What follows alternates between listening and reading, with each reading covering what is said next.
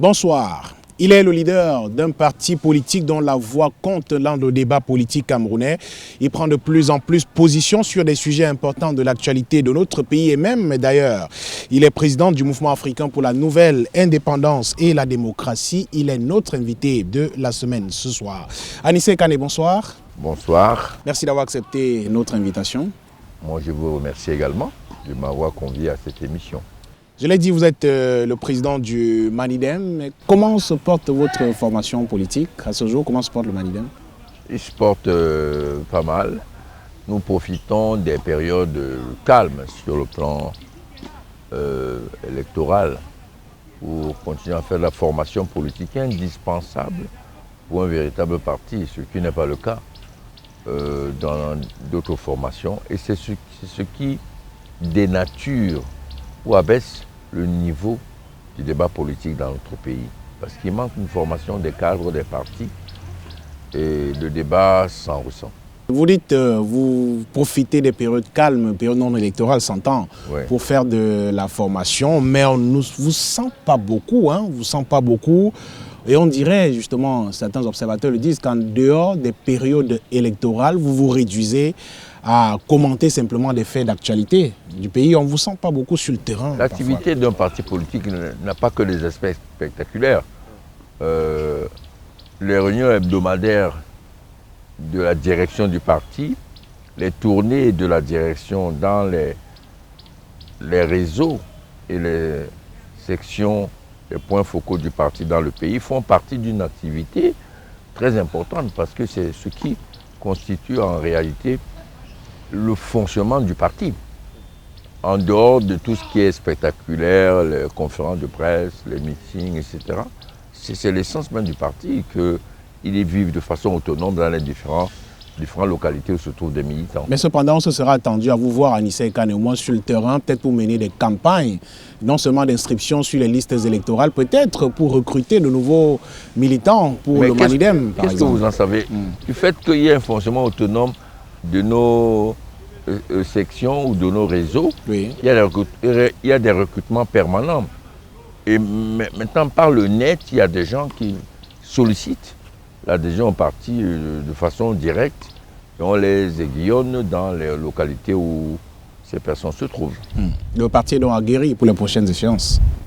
Oui, qui sont une partie de son activité, mais pas toute son activité. D'accord. Parlons des derniers développements autour de la crise de sécurité et sociopolitique dans les régions du nord-ouest et du sud-ouest du Cameroun, des développements qui font froid dans le dos quand même. Le Premier ministre accueilli par des coups de feu à Bamenda le 5 octobre dernier. Vous avez regardé ces images certainement, cette scène de panique. Qu'est-ce que vous êtes dit en ce moment-là? Non seulement j'ai regardé les images transmises par les différents médias, mais je me suis renseigné. À l'observation et tenant compte des informations dont je dispose, ce n'était pas une véritable attaque. Vous voyez, c'était des rafales. Et on n'a pas eu connaissance des douilles qui se sont retrouvées dans la foule qui était compacte. Si on avait tiré en direction du convoi véritablement, il y aurait au moins des blessés dans la foule. Parce que la foule s'était agglutinée autour du Premier ministre. Moi, je crois que soit c'est une opération spectaculaire, médiatique des irrédentistes séparatistes, mais soit comme ça se fait dans des zones de guerre, c'est un accueil comme un autre. Mais cet incident a sonné comme un cinglant démenti à Anissé Kane, à ceux qui pensent, et vous d'ailleurs, que tout se passe bien dans le nord-ouest. Tirer quand même à l'arrivée du Premier ministre, c'est assez grave, non, pour qu'on minimise. Personne n'a dit que tout se passe bien, sinon on ne serait plus dans la crise dans le nord-ouest et le sud-ouest. Ce qu'on dit, et ça c'est un fait, la vérité est têtue, c'est qu'il y a un retour progressif à la normale. L'activité économique a repris, l'activité sociale a repris, l'activité scolaire a repris, l'activité administrative a repris. Si chaque fois qu'on entend un coup de feu dans le nord-ouest ou dans le sud-ouest, c'est une preuve qu'il y a une recrudescence des attentats, je crois que ça allait un peu trop vite en besogne. je vous rappelle quand même que l'objectif des séparatistes ambazoniens, c'était d'occuper le nord-ouest et le sud-ouest et d'en chasser l'armée nationale, c'est-à-dire de récupérer leur soi-disant territoire virtuel, l'Ambazonie. Aujourd'hui, ils en sont à se réduire à des attentats terroristes ou de terrorisation des populations civiles et la société. Bon, je crois que là, on peut parler d'un échec de l'opération de sécession, bon, on peut le dire. Donc, progressivement, nous allons arriver à une situation normale. Mais il y a des pays qui ont vécu avec des résidus terroristes issus d'une opération de sécession, la Casamance, la Corse, la Catalogne, etc. Il y a des pays européens qui vivent sous la menace permanente du terrorisme et qui déploient des milliers, des dizaines de milliers de soldats dans différentes villes pour assurer la sécurité des biens et des hommes. Voilà. Mais vous ne pouvez pas dire que l'activité économique a repris, l'école a repris, quand on est quand même dans une localité à Nisekane où on a vu des enfants tués simplement parce qu'ils ont bravé un mot d'ordre de ville morte pour aller à l'école, ou des marchés ont été incendiés simplement parce que les commerçants sont sortis pour les ouvrir. Vous le dites il y a à peu près, non. Ce sont des éléments qui sont passés. Il y a quelques mois encore, effectivement, oui. En Dope, dans le nord-ouest. On a assisté à ces faits-là. Tout à fait, mais je vous rappelle quand même que avant c'était des attaques permanentes. C'était des populations qui n'osaient pas vaquer à leurs occupations. Quand on regarde le nombre d'inscrits dans les différents examens, la fin de cette année scolaire, on voit qu'il y a une reprise de l'activité scolaire. Cette année, renseignez-vous auprès du ministre, par exemple, de l'éducation de base. Pratiquement, la plupart des écoles ont repris, sauf dans certaines zones reculées où se terrent ces résidus de terroristes. Mais si on dit aujourd'hui que 80%, sinon plus, des écoles ont repris, ça c'est la réalité. Donc on est vers un retour progressif à la normale. Et des descentes du Premier ministre dans le nord-ouest, même dans le sud-ouest, ressortent des appels à un nouveau dialogue. Est-ce à dire que celui qui s'est tenu il y a 2 ans n'a pas porté des fruits à Nisekane?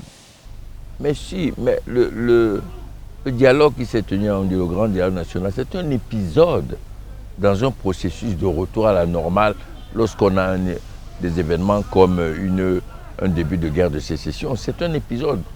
Je veux même vous dire que le dialogue, je suis sûr qu'il est permanent. Vous savez, ce serait un secret de polichinelle que de dire que même étant en prison, les Ayuk Tabé et compagnie, ceux qui sont à l'étranger, dans les pays occidentaux, dialoguent avec des émissaires du gouvernement. Le dialogue est permanent. Si on sait aujourd'hui que Ayuk Tabé fait même des interviews dans des médias internationaux, on peut imaginer qu'il y a toujours un dialogue. D'ailleurs, il a dit que le seul dialogue qu'il envisagerait, lui, Ayuk Tabé, avec les autorités camerounaises, c'est un modus vivendi entre les deux pays, c'est-à-dire la virtuelle Ambazonie et la République du Cameroun. Non, le dialogue est permanent, sauf qu'il y a des conditions au dialogue.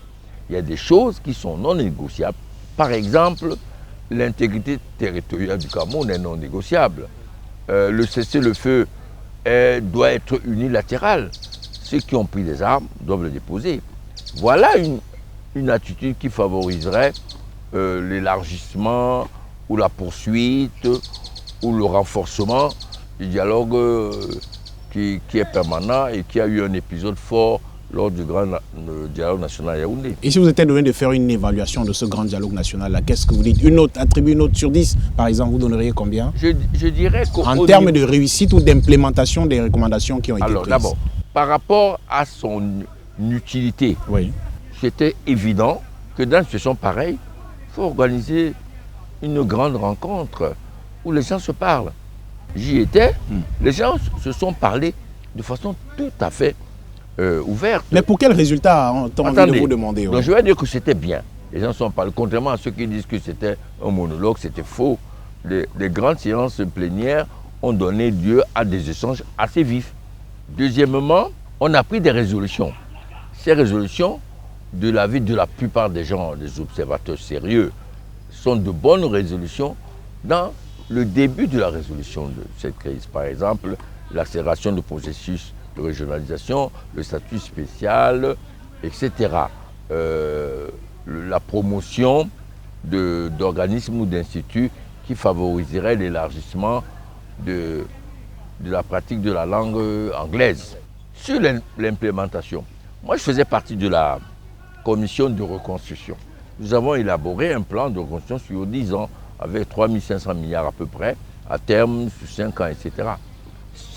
Cette opération de reconstruction doit, après le dialogue national, faire l'objet de consultations, d'appels de fonds, de signatures de contrats pour reconstruire tout ce qui a été détruit, indemniser les personnes morales ou physiques qui ont perdu des choses pendant ces crises.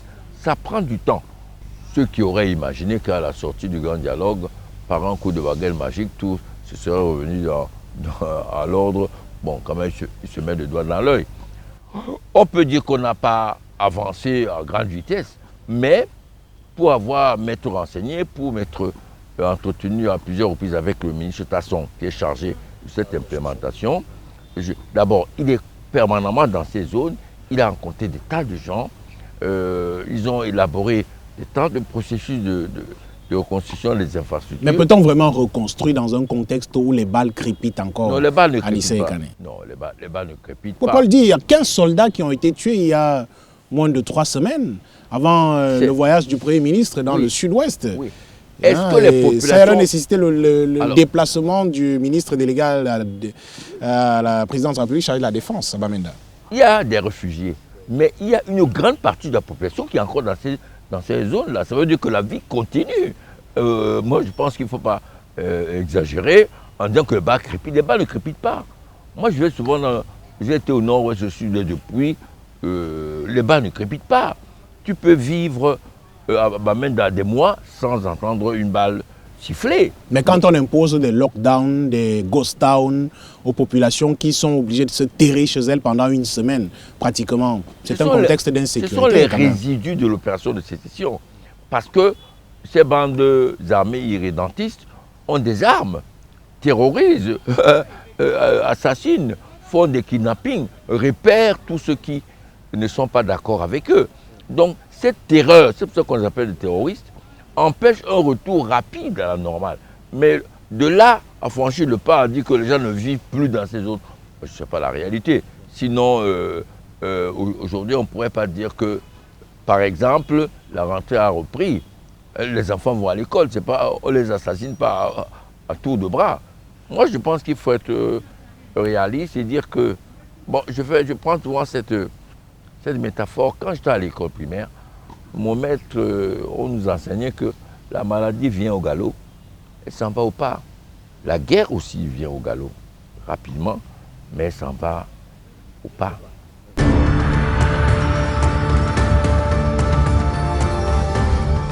Pour le Manidem, donc, pour que nous soyons clairs, dialogue ou poursuite des opérations militaires sur le terrain? Non, la solution de toute crise. La politique domine tout. La solution est politique. Mais elle a un aspect militaire. Lorsque ces sécessionnistes ont décidé d'en finir avec l'État du Cameroun, en brûlant des édifices publics, en s'en prenant aux fonctionnaires, aux militaires, aux soldats, aux policiers, etc., c'était pour occuper le terrain. Sur ce plan-là, ils ont perdu.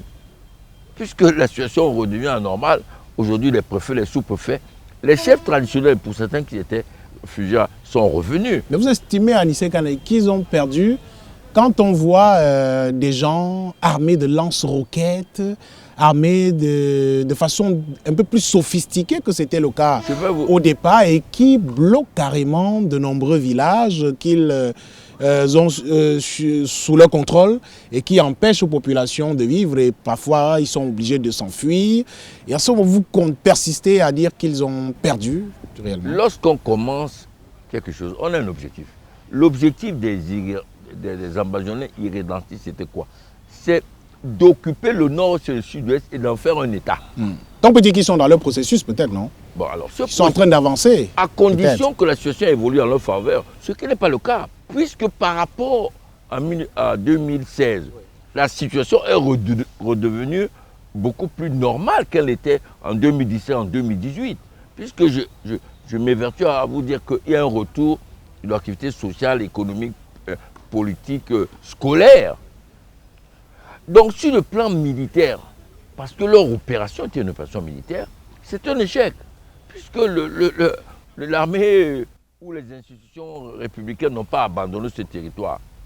Alors cet échec se matérialise aujourd'hui par le retour à la terreur, le retour aux opérations de terrorisme, le kidnapping, l'assassinat des sauvages, barbares, décapitation, etc. C'est la manifestation de l'échec de leur objectif militaire au préalable. C'est ça. C'est pour ça que je parle de l'échec. Il y a des résidus. Vous savez, lorsqu'on entreprend une affaire pareille, d'abord, il y a une prolifération des armes dans la société. Deuxièmement, et ça vous devez le savoir, ils ont eu un contact avec les fighters du Biafra qui leur ont offert, à travers des opérations de vente d'armes secrètes, du matériel lourd qu'ils n'avaient pas avant. Mais vous savez également que l'État camerounais vient de signer un accord pour fermer ce corridor. Aujourd'hui, ils utilisent les armes qu'ils ont récupérées avec les résidus de l'opération du Biafra. C'est pour cela que le ministre de la Défense a dit qu'il faut revoir le paradigme militaire. Et je ne vous surprends pas en vous disant que quand on regarde depuis cette attaque jusqu'à maintenant, si vous suivez bien les informations, il y a une reprise en main de ces zones spécifiques d'un département limitrophe avec l'Ouest, où il y a des problèmes un peu plus sérieux. Ces villages-là, qui sont souvent des zones inaccessibles par les véhicules, etc., forcément, ces villages sont plus accessibles, plus vulnérables à des opérations spectaculaires, des défilés, etc. Mais ça, c'est pour la bataille médiatique que ils organisent ce genre d'opérations, souvent filmées bien longtemps à l'avance avant d'être diffusées. Parlons à présent, Anissé Kane, de ce sommet Afrique-France qui s'est tenu le 8 octobre dernier à Montpellier, en France. Beaucoup s'appuient sur le nouveau format de cette rencontre, c'est-à-dire en l'absence des chefs d'État africains, comme on voyait par le passé. Mais cette fois-ci, des organisations de la société civile, des entrepreneurs qui ont discuté avec le président français Emmanuel Macron. Beaucoup s'appuient, donc je le disais, sur ce nouveau format pour parler d'une rencontre qui sonnerait la rupture, ou alors, pour ne pas dire plus, la fin de la France-Afrique. C'est votre avis? Mais vous souriez en me posant la question. C'est une grosse farce, l'opération de marketing de Macron qui est en campagne. Et il y a une grande part de l'électorat français qui est composé de binationaux africains français. Donc c'est une opération de marketing. C'est aussi une opération de Kilave par rapport aux opérations françaises en Afrique. Il y a quelques jours, à peu près une semaine, l'intervention de Macron qui insultait carrément les dirigeants maliens ne peut pas plaider en faveur d'une rupture par rapport à la France-Afrique. Macron convoque les Africains. Vous imaginez un paysan africain demandant de rencontrer la jeunesse française à Paris? C'est une grosse farce, une provocation. C'est une insulte. Bon, on trouve toujours les Africains pour se prêter à ce genre de farce. Ce n'est pas le maître qui met fin à l'esclavage. C'est l'esclave qui se révolte et qui s'affranchit. Donc, l'histoire de la domination des peuples montre que les peuples se battent, s'organisent et se libèrent. Ce ne sont pas leurs oppresseurs qui leur donnent la liberté. Vous portez depuis des années, Anissé Kane, le projet de décolonisation de l'Afrique De quoi s'agit-il et où en est-on aujourd'hui? L'Afrique est décolonisée formellement du fait des indépendances. Oui. Le néocolonialisme dont vous parlez à chaque fois. On parle du néocolonialisme. Oui, ben, je vais vous donner quand même un exemple significatif. Ce qui se passe actuellement en Afrique, cette montée en puissance du sentiment anti-France officielle montre bien qu'on est dans une phase de la dénéocolonisation de l'Afrique. Le fait que des présidents africains, souvent très amis, ayant des bases militaires dans le français dans leur pays, osent aujourd'hui braver, tenser le président français lorsqu'il les provoque, montre bien que cette situation avance. Vous savez, l'histoire a ceci de particulier, c'est qu'elle a des phases où elle avance de façon lente, que les problèmes semblent latents, comme s'ils sont plus à l'ordre du jour, et puis elle s'accélère. Nous sommes progressivement entrés dans une phase d'accélération de la dénéocolonisation. Et nous en sommes persuadés, cette phase va s'accélérer, malgré les farces de Montpellier. Pour vous, le Manidem et l'UPC en général, quelle doit être la nature de la relation entre la France et l'Afrique? Il faut tout couper, tout simplement? Non, pas du tout. Puisque on a une relation historique. Il faut normaliser cette relation avec comme un partenariat, pas comme une néocolonisation. On est obligé en tant qu'État, en tant que continent, d'échanger avec l'ensemble du monde. On échange avec les Chinois, avec les Russes, etc., sans que cela soit une domination néocoloniale. Les Chinois, les Russes n'ont pas fait l'esclavage, ils n'ont pas colonisé l'Afrique, ils n'ont pas fait des guerres de colonisation, ils n'ont pas massacré au napalm comme en Algérie et à l'ouest du pays des populations sous prétexte qu'elles voulaient se libérer de l'oppresseur.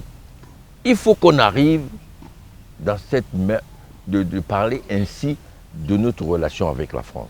C'est-à-dire une relation où on élimine le paternalisme, la mainmise, les bases militaires pratiquement forcées, des accords secrets, le maintien du franc CFA.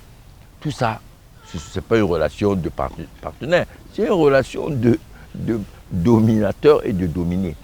Et la France, aujourd'hui, a des difficultés à maintenir cette relation. Elle est en sérieuse difficulté, comme je disais tout à l'heure, parce que la vague grossit, elle s'enroule.